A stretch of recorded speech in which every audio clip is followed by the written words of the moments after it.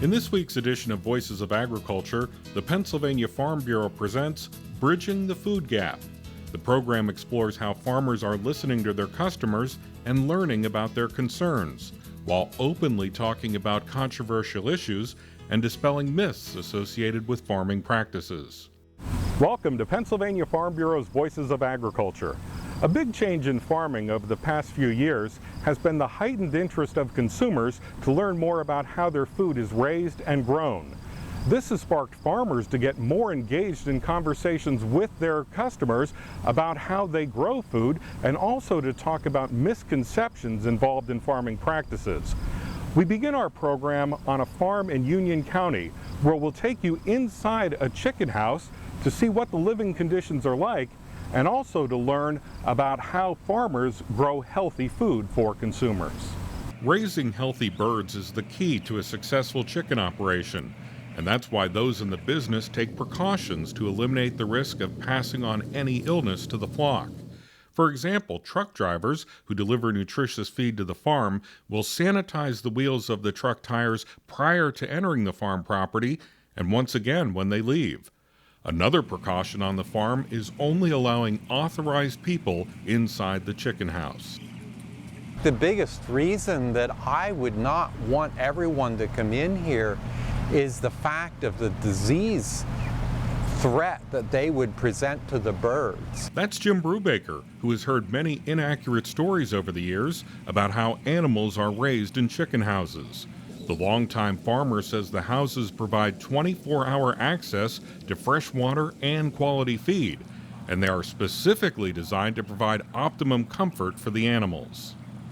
This house has conditions in it that are better than some people's houses. We have a very well insulated ceiling. The environment is totally controlled by a computer. As soon as it varies a degree and a half, the temperature drops a degree and a half, the computers will automatically turn on the heat. Meanwhile, visitors like me are required to wear protective boots and clothing.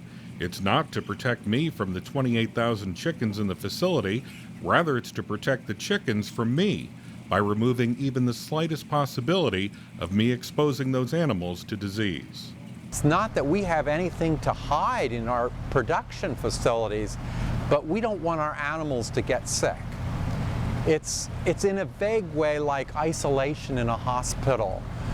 There are just certain common sense reasons that certain people are not allowed into certain parts of the hospital to control disease. During the first of our 2 visits to the Brubaker farm, Jim noted that he and the company he raises chickens for are on the same page when it comes to the well-being of the animals, which were 19 days old on our first visit.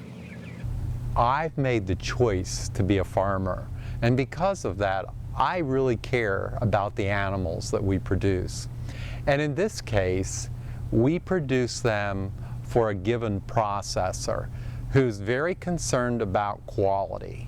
15 days after our first visit, we returned to the Brubaker farm to check on the progress of the chickens, which are now 34 days old. Although the birds have grown, there is still plenty of room in the house for the chickens, which were about a week away from going to market. They'll probably be close to 4 3/4 pounds, I would guess, between there and 5 pounds when they go out, and they'll be in great shape. Brubaker says a lot of work and planning goes into producing a quality product with a huge focus on animal care. We're concerned about the feed quality that they get, because that all adds to the quality of the bird, but we want a good, healthy bird for the consumer to enjoy. Jim says it's a misconception that farmers only care about the bottom line. Sometimes we get accused for just doing this for money, and that's really not it, because I mean, yes, we do need to make a profit to stay in business and to grow and expand and replace worn out equipment and so forth. But when we treat the animals right, they will treat us right. Jim adds that farmers respond to consumer demands, producing both conventional chickens and antibiotic-free chickens.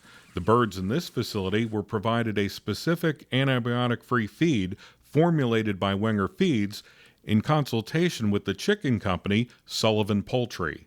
We produce exactly what they want. I mean, if they wanted always a 10-pound bird, that's what we would be growing. And the reason we're growing what we refer to as natural birds is because there's a market for that. People are interested in consuming poultry that does not have any antibiotics in it. Brubaker says he's not sure why some outsiders use the derogatory term factory farm to describe operations such as his. Well, I have yet to see the factory. Actually, I'm part of a family farm operation. My two sons and I work together and farm together, and we have several other houses as well. Brubaker says he has a great working relationship with his poultry company and feed company, and he enjoys working in the chicken houses to raise quality food for consumers. It's modern agriculture. It's just the same as every other business. Technology has changed. We couldn't have had this building 20 years ago because we didn't have the computer technology to manage the ventilation and the heat the way we do now. While it's not practical for farmers to open up a facility like this to the general public, Pennsylvania's agricultural community has created a way to bring the farm to consumers. We'll show you how when Pennsylvania Farm Bureau's Voices of Agriculture continues. Welcome back to Pennsylvania Farm Bureau's Voices of Agriculture. Earlier this year, the building behind me hosted the Pennsylvania Farm Show, the largest indoor agriculture show in the United States. One of the top attractions was the Today's Agriculture exhibit, which allowed the public to experience what conditions are like on modern-day farms. Short of bringing a consumer to the farm, this is about the best way, I think, to explain some of the things we do with modern production agriculture.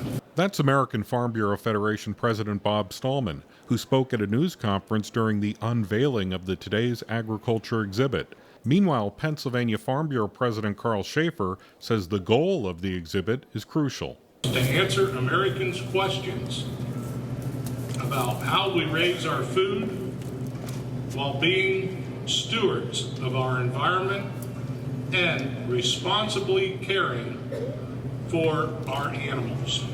One of the most popular stops at the Today's Agriculture barn was a visit to see the pigs. Farmer Chris Hoffman says the key to producing healthy food for consumers is to raise healthy pigs. The three components of raising a good pig is having the right food, correct water supply, and then having the right environment, which is air, moisture, and those types of things. So we constantly monitor that on a daily basis to make sure that it's set to the optimal growth of a pig. Hoffman says the barns that house pregnant pigs, which have been criticized by some animal rights groups, are specifically designed to ensure the safety of the baby pigs. We have farrowing crates that have what we call pig-saving bars.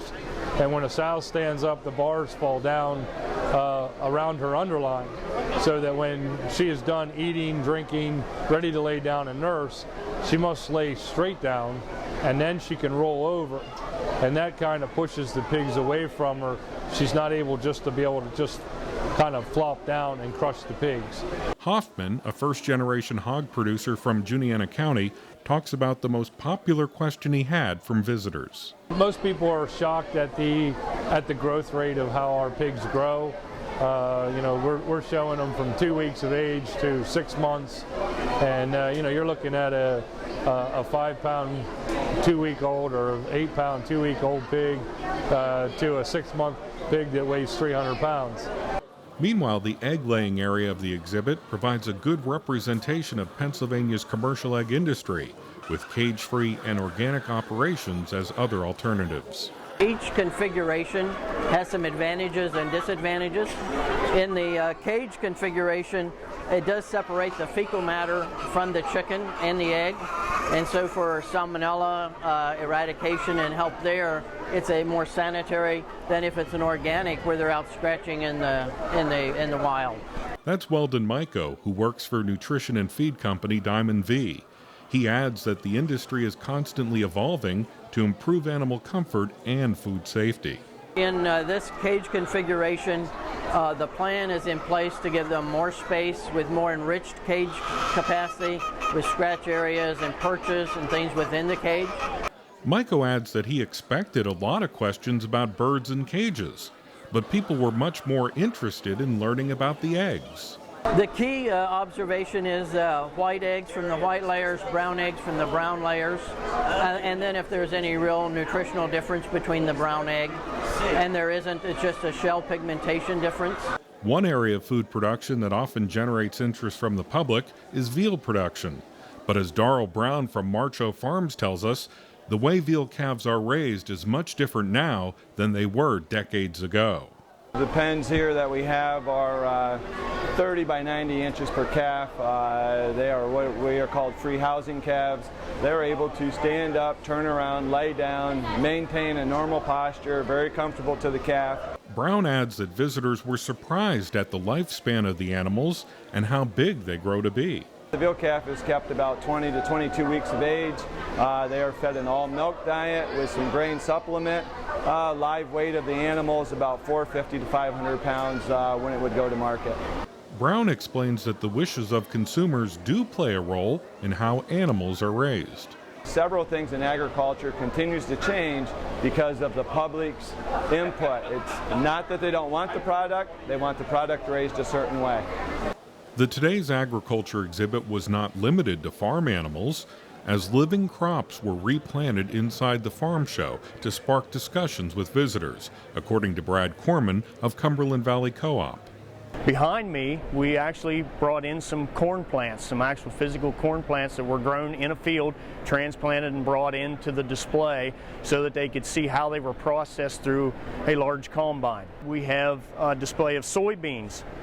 We wanted to be able to show how the maturity of the soybean would be from the actual beginning growth stage through the final harvest stage of the plants. The farm equipment area of the exhibit was especially popular, according to Delaware Valley College student A.J. Lambert, who says the majority of questions focused on costs. The biggest thing is the price.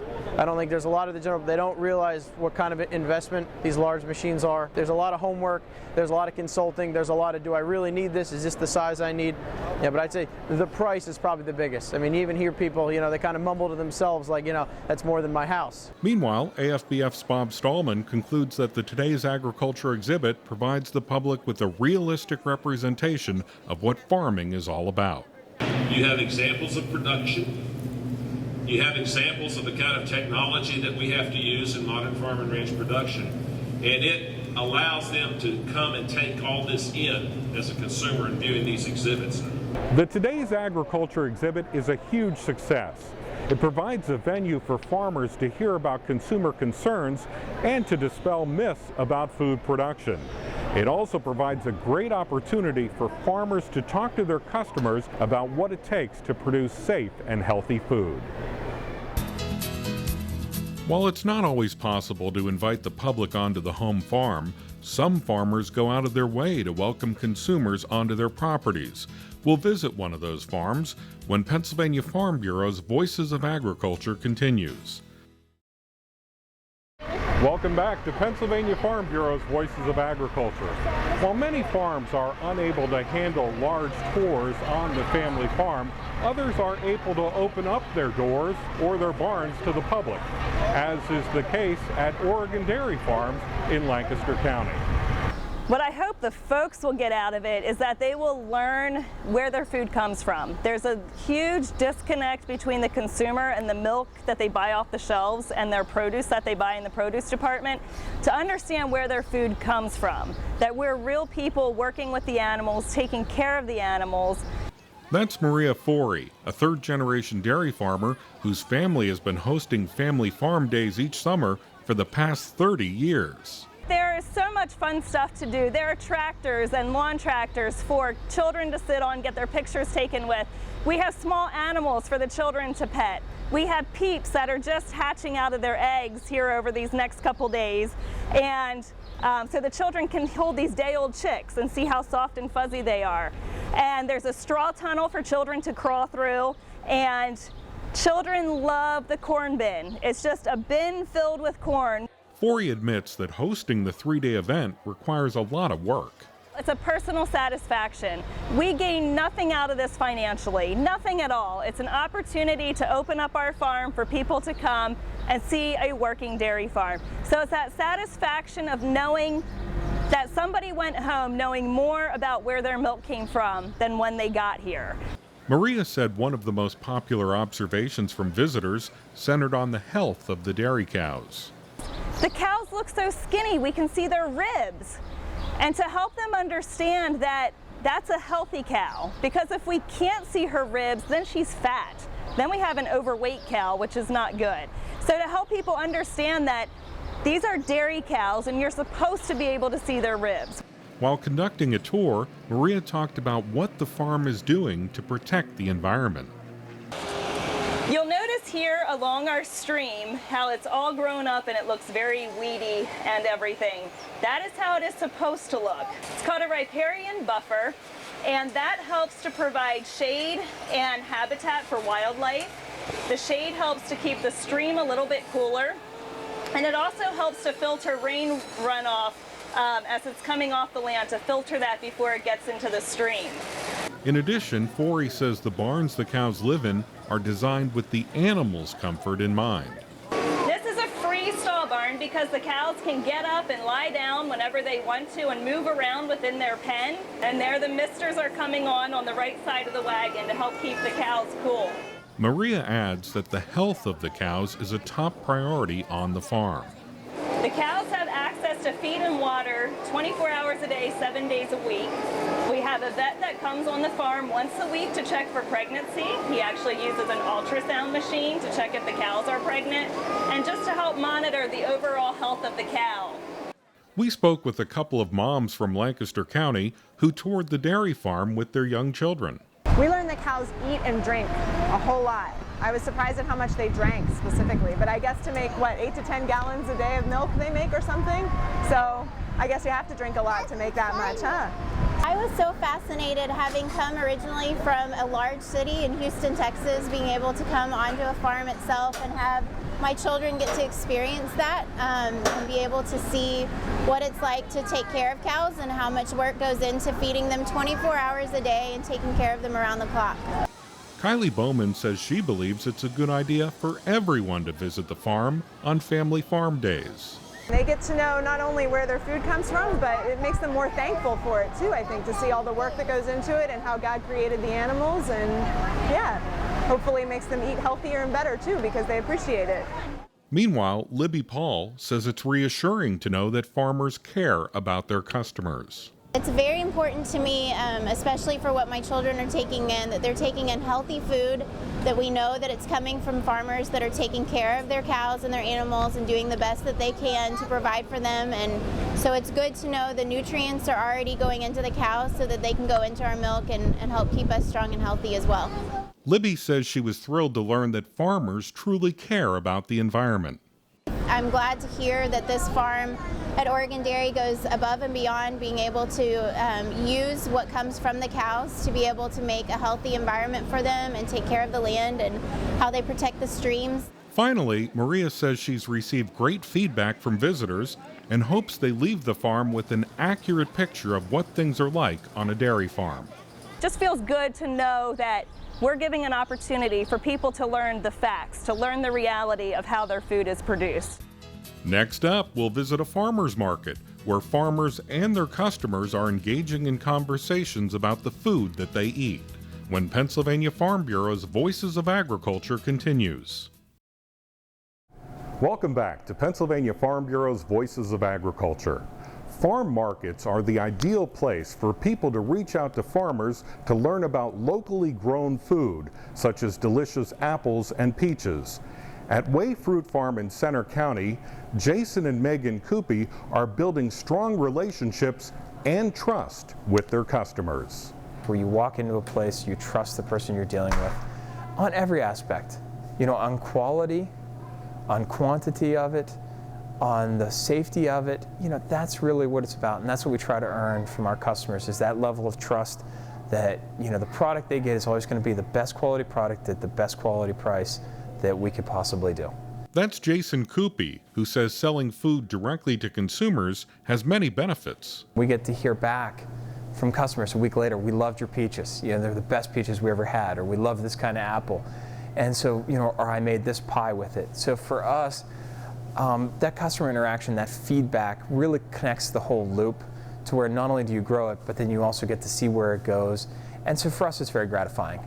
Meanwhile, Ann Stoner, a dedicated customer, says she truly enjoys interacting with Jason and others at Way Fruit Farm. I love dealing with the people here. They are friendly and kind and very helpful. And so I come in here very often, almost daily, because I do live nearby. Coopy, who is a sixth-generation farmer working in partnership with his wife and in-laws, says he is the recipient of a wide variety of questions from his customers. Probably the main questions we get have to do with variety, types of apples, what to use them for. And I think that's where we excel over the grocery store, over somebody who doesn't grow this stuff. You know, everybody in here is exceptionally knowledgeable of how it's grown, you know, and what it's used for, and what it tastes like. Jason says he has no problem talking with customers about pesticides and how they are used on the farm. If you go back 40 or 50 years, pesticides were really dangerous things. You know, the new ones are very safe. We create a very safe product. We use a low spray mentality, and we eat more fruit than anybody else. And so if it's going to cause any problems, we're going to get it first. And that's what I tell people, and they end up very happy. And as I said, most buy. Customer Amy McVie says she has a good relationship with the owners of the farm market and would trust them to inform her of any issue with food safety. I could talk to them about anything, but I tell you, if there was a scare, I'd never be worried about it shopping here, though. Meanwhile, Jason says there are economic benefits to selling directly to consumers. It is a more profitable way of doing it. It does have more expenses, though, also. Why we like it a little bit more is the fact that it's more consistent. With the wholesale market, the prices can fluctuate so great, and the problem is you don't know the price until after you've already grown the product. Stoner says buying food from Jason and his family is a win-win situation for both parties. I have chosen on many situations to buy here instead of in town because I know everything's fresh, and I like to help the local farmer. Coopy says there is a real connection between the farmer and the customer when you sell products directly to the customers. I actually really enjoy the customer interaction. To me, I like seeing the product end up somewhere. You know, for me, whenever you're just the grower and you put it in a box and off it goes, you're missing a whole part of that last dynamic. The people here do it perfect. I think they do it right.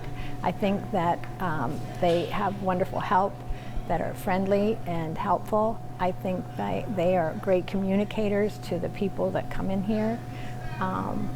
And I just love shopping here. I'd rather buy something and maybe pay a little more here than somewhere else. McVeigh says Way Fruit Farm has earned a reputation for quality in and out of the Center County area. I went to a family reunion in Maryland last week, and I had some of the family members say, make sure you stop at Way Fruit Farm and get those peaches, because they knew they'd be in. So we hauled down a bushel of them, and I think they ate them in like 2 days. So. And finally, Jason says if he doesn't care about his customers or listen to them, he'll be in trouble. I don't have one boss, I have thousands of bosses. And, you know, only without keeping them happy and them coming back, you know, that's how we survive. With more attention focused on how animals are raised and how food is grown, farmers are actively engaging in conversations with the public, listening to their concerns and providing insight to clear up any misconceptions they may have. These interactions help consumers make food choices that are best for their families. They also learn how dedicated farmers are to producing healthy food and how committed they are to taking care of their land, so it's productive now and for generations to come.